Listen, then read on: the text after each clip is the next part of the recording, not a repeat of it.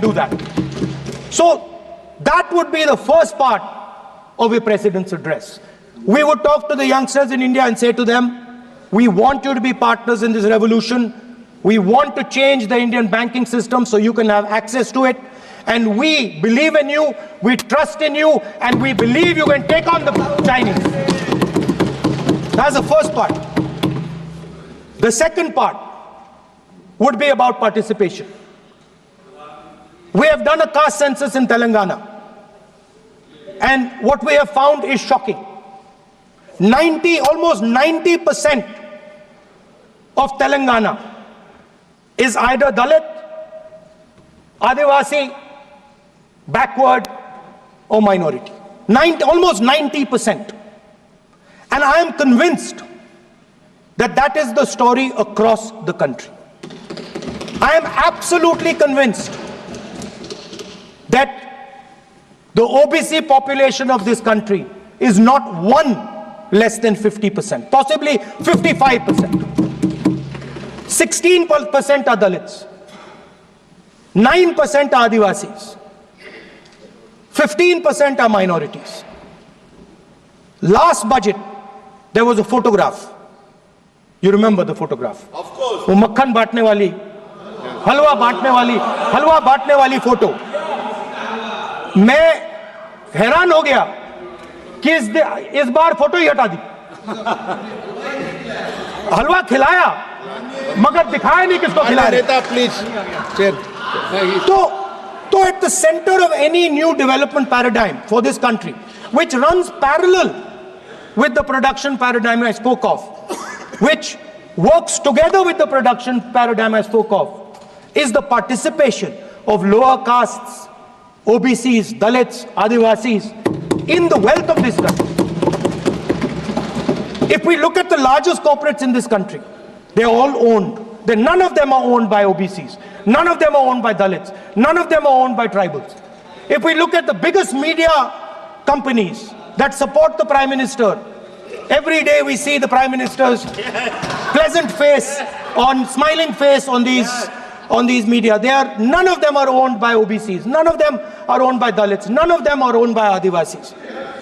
This is the fact. So central to any new development paradigm is the architecture of a new paradigm. And that architecture of the new paradigm can only be built once the caste census is placed on this table.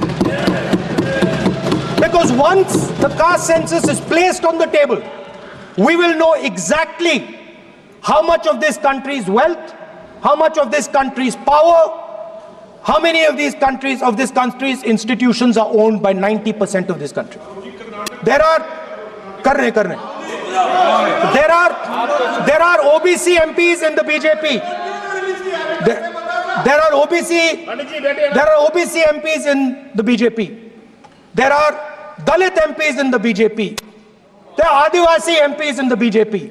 Remember, you are OBCs, you have 50% of the population, and you have absolutely no power. I know that you're sitting there and you cannot even open your mouth. That is the truth of the country. प्रधानमंत्री का चेहरा आपको दिखाई नहीं देता है. जाति जनगणना, प्रधानमंत्री का चेहरा आपको दिखाई नहीं देता है. आर्किटेक्चर, अंधे हो गए. participation, revolution in this country that we are going to bring. ये अंधेरा हो गया है. पार्लियामेंट में ये कुछ दिखता नहीं है. सोनिया गांधी, प्रियंका, ये अपोजिशन को कुछ दिखाई नहीं देता है. ओबीसी बात करते हैं. So the idea is, Speaker sir, the idea.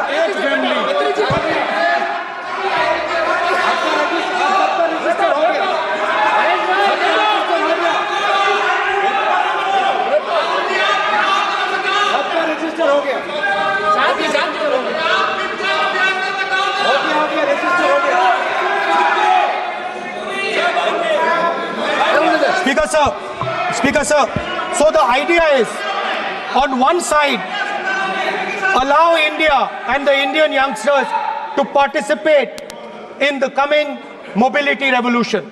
Allow them to participate in building robots, in building drones, in building electronic items, in building EVs. And on the other side, running parallel,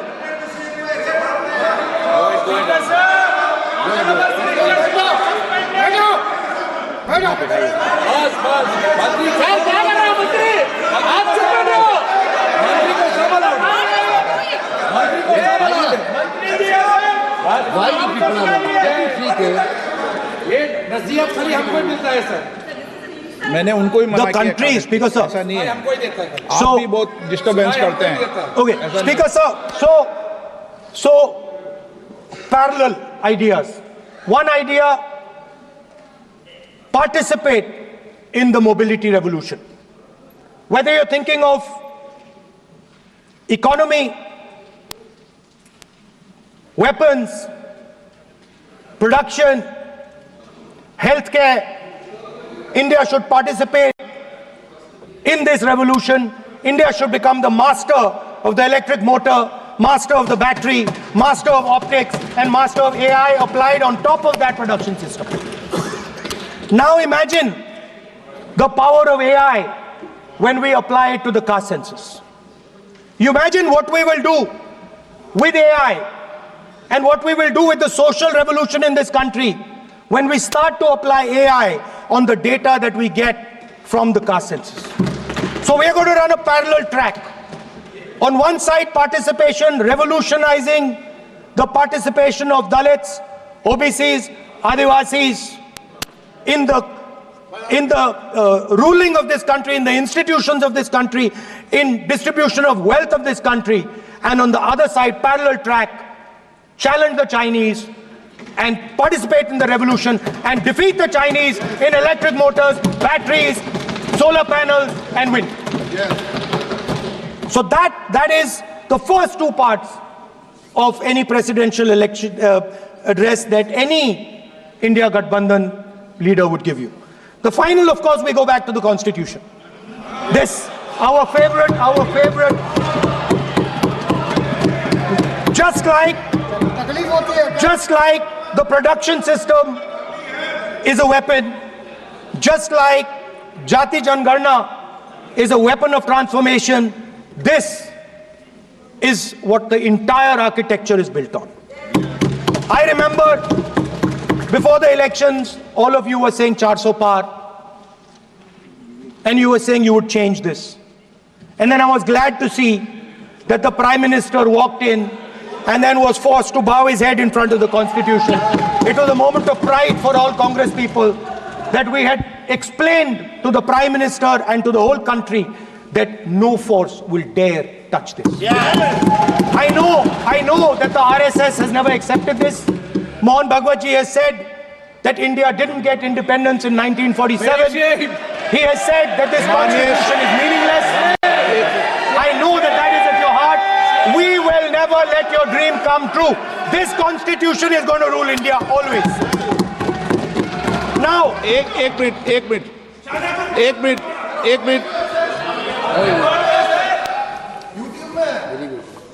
आप प्रतिपक्ष के नेता हैं,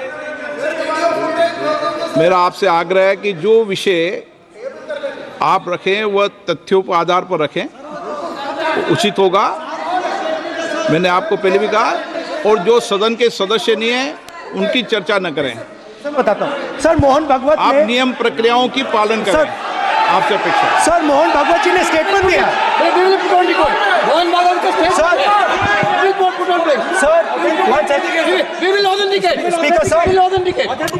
Speaker sir, Mohan Bhagwat ji made a statement saying that India did not receive independence in 1947. It received independence when the Ram Mandir was inaugurated. We will place that on the table. Now, sir, I would like to mention one small thing, but very important thing. Speaker sir, this constitution is supported by भाषा पे ध्यान दीजिए। This constitution is supported by the vote of our people. Without the secure vote of the Indian people, this constitution means nothing.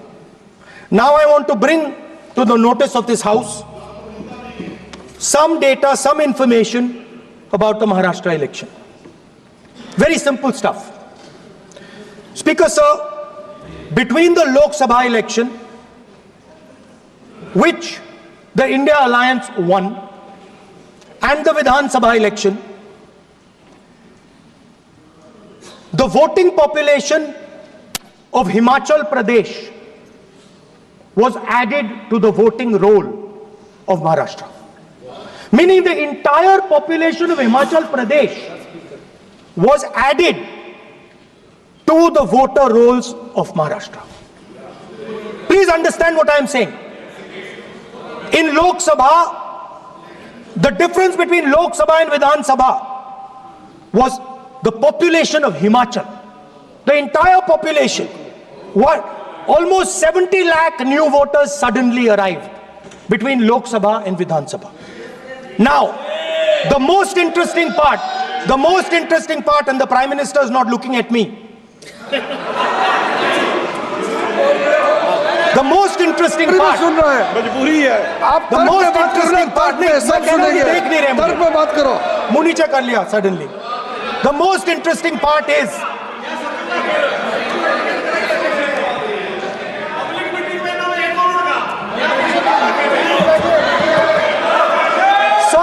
Sir, Maharashtra में more voters were added in 5 months in Maharashtra than were added in 5 years in Maharashtra. 5 साल में add हुए, उससे ज्यादा 5 महीने में add हुए, आखिरी 5 महीने में लोकसभा चुनाव के बाद. सर, एक बिल्डिंग है सर शिरडी में, एक बिल्डिंग में 7,000 नए वोटर एक बिल्डिंग में ऐड हुए सर. एक बिल्डिंग में 7,000 नए वोटर ऐड हुए sir.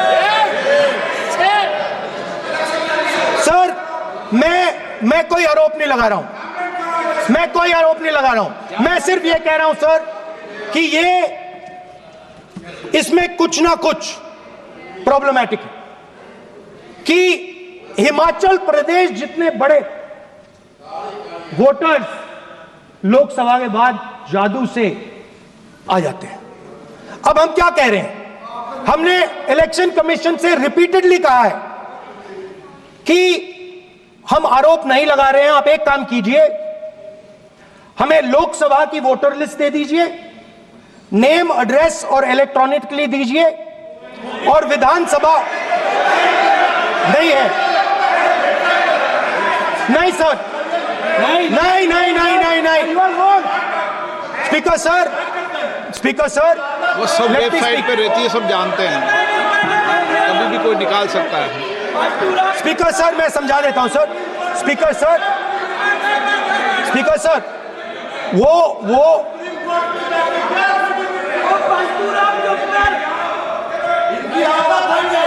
Speaker sir, we have asked. Speaker sir,